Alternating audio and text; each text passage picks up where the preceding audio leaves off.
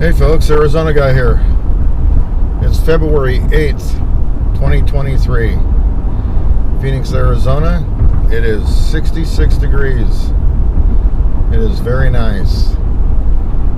Price for a gallon of gas is $3.60 now. It's continually on the rise once again.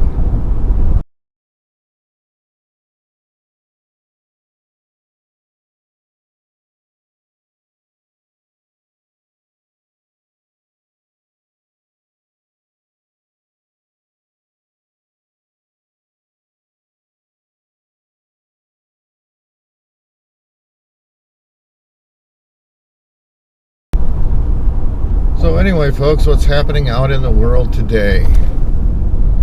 How many of you watched the President Biden's State of the Union speech last night?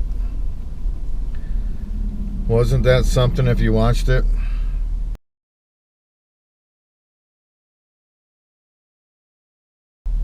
Unbelievable.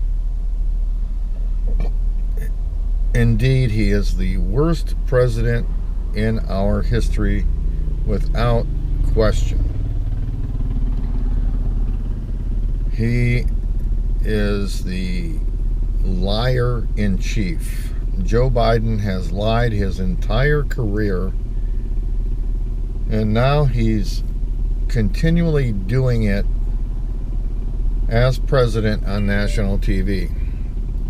And the funny thing is, very few people choose to call him out on it. Also, what did you think about the Chinese spy balloon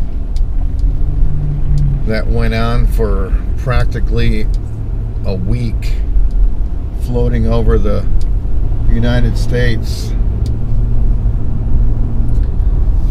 I mean, it was over Canada,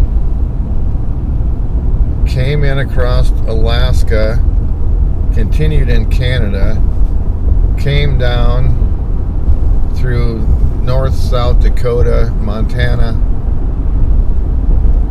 This is my question. When they seen it over Canada, why didn't the Canadians shoot it down?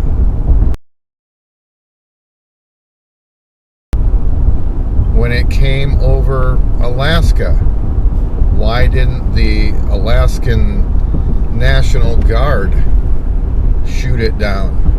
I mean, you do not need to be told by the president to take something down that is over your state's airspace.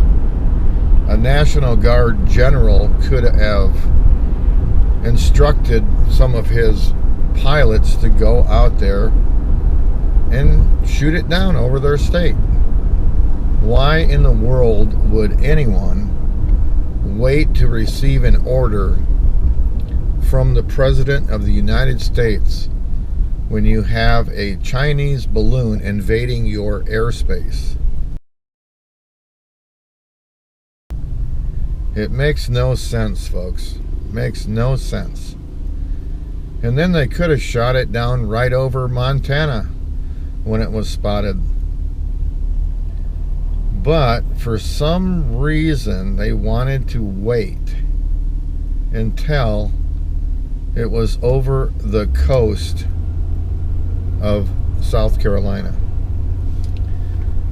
Why do we leave something in air for a week before shooting it down? It makes absolutely no sense.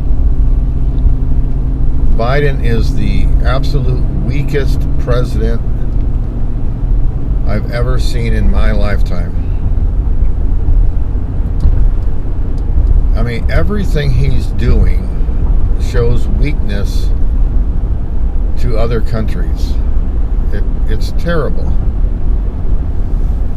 Absolutely terrible. And he actually brought up the fentanyl crisis in his speech. But the Biden regime is so weak that they don't do anything about the fentanyl crisis. We still have the border open. We still have smugglers from Mexican cartels bringing fentanyl into the country every day, more and more. And then he wants to go on the State of the Union address and say a lie that Republicans are wanting to do away with Social Security and Medicare. Which, folks, is an absolute lie. And I'm glad that the Republicans, got loud in the House and, called them out on it. Some of them yelled, "Secure the border." Because, folks, without a border, you don't have a country. Without a border, we have fentanyl pouring into our country. It's absolutely sad. But anyway, now Sarah Huckabee Sanders' rebuttal for the GOP, that was a fabulous speech. Sarah Huckabee Sanders was freaking phenomenal. She was very good. I liked her speech a lot. I mean, she put a lot of stuff out there that is very, very true about the wokeness in the country, the wokeness in the military, and how weak and feckless Joe Biden actually is. I mean, our country is losing in every aspect compared to Trump, where we were winning in almost every aspect.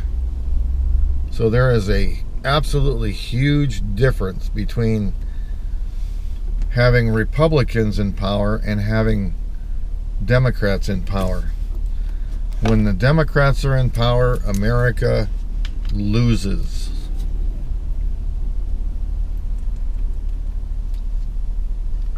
When Republicans are in power, America wins and it gains. That's just the way it is, folks. I mean, it's utterly appalling what Biden has done to this country. So anyway, that is my views for today. So I'm so glad to hear that a lot of you are turning away from the mainstream nonsense news, which all they do is make cover for Joseph R. Biden Jr. and the wokeness and the weakness. And if you do not think